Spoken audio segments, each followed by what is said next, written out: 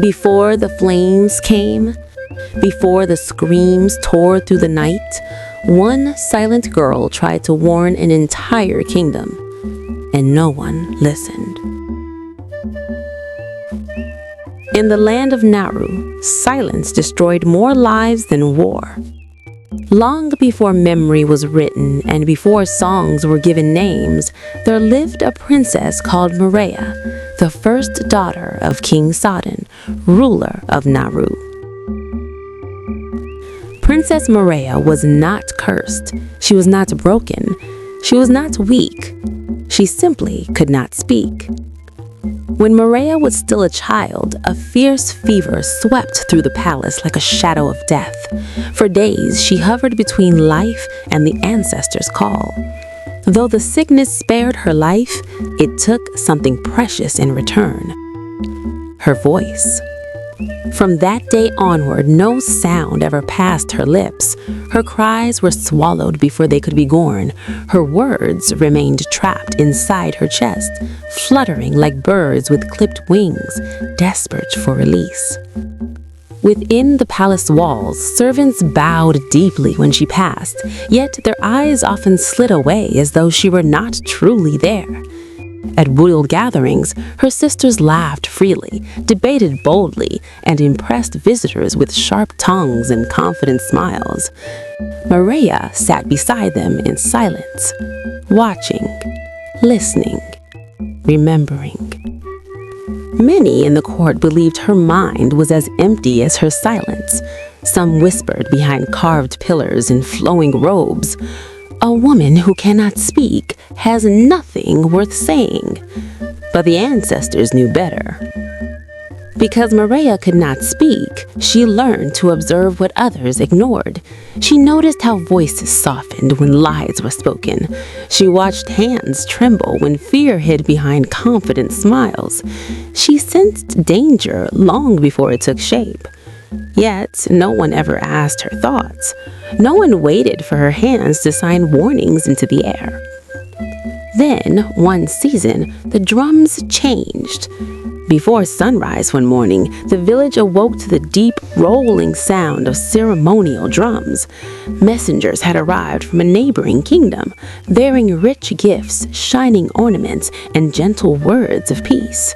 Their king, Nkongo, sought an alliance with Nauru, promising prosperity, protection, and unity.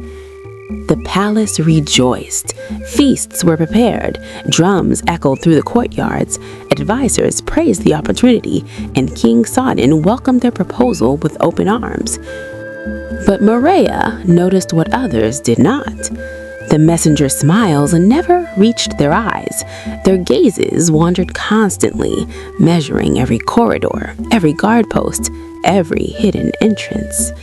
At night, when the palace slept, Maria carved symbols and warnings into clay tablets with trembling hands and placed them outside her father's chamber. The tablets spoke of deception, of hidden lades, of blood beneath silk.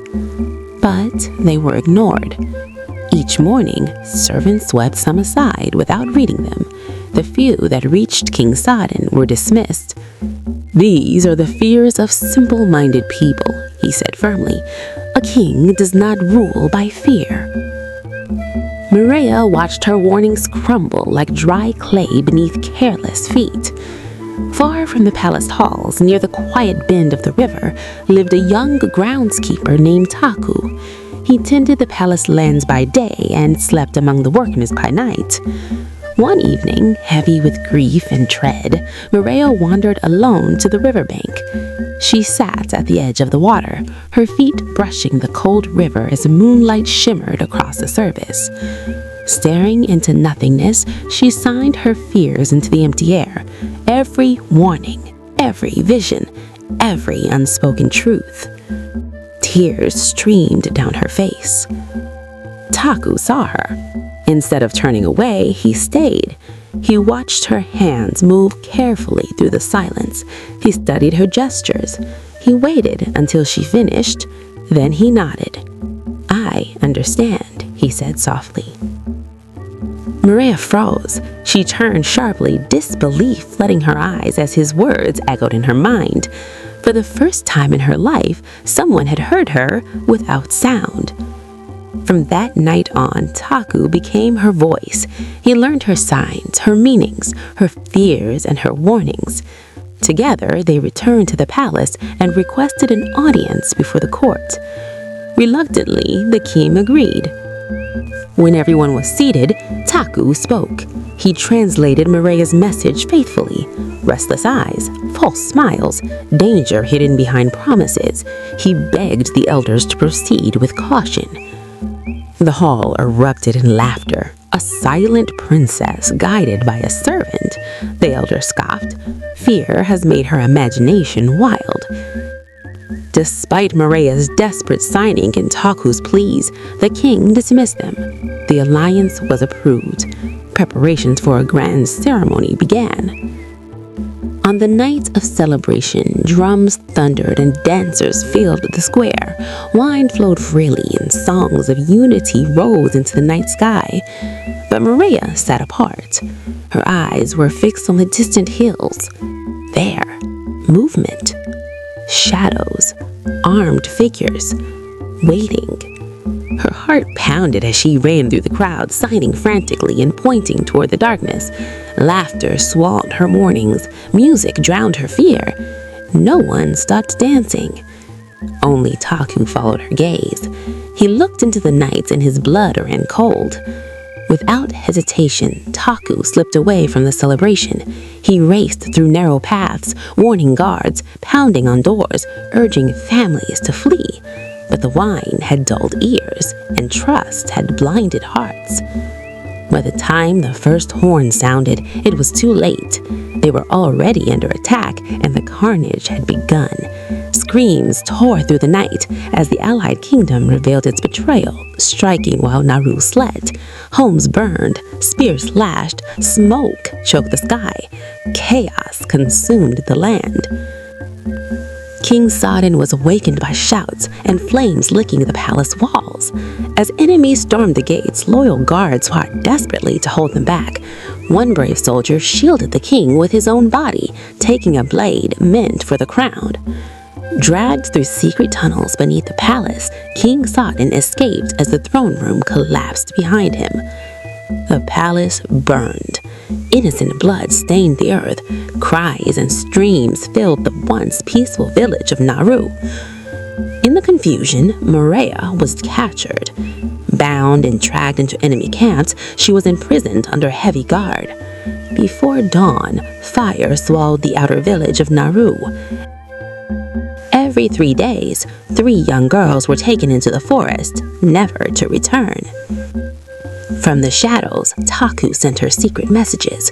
Her family was alive, survivors were gathering. Hope was not yet lost. Together, through signs, whispers, and silent trust, they formed a plan. That evening, Maria was selected to be taken into the forest the next morning. Her captors laughed, thinking her silent nature made her harmless. But as the moonlight touched her hands, she carved a tiny symbol into a scrap of cloth and discreetly threw it into the crack in the wooden floor. Taku saw it later. He understood immediately. Plans began to form. Quietly, the survivors of Naru gathered, listening to every sign, every subtle cue, every whispered warning. Hope remained hope. The next morning, she was awakened and marched through the camp, the sun just spilling over the horizon. Her captors jeered her silence, dragging her through mud and twisted roots. She kept her composure, signaling subtly, leaving small marks along the path only Taku and the loyal villagers could understand. The enemy commander mocked her silence. "You were born useless," he sneered, dragging her toward the forest. Maria did not beg. Instead, she led them deeper into the trees, along paths she knew well, paths where loyal villagers waited, hidden and ready. When the moment came, Maria raised her hand. At her signal, the ambush fell. Steel clashed in the dark. The enemy scattered. Maria was freed, and the villagers surged back into Naru, driving the invaders away. The kingdom was saved.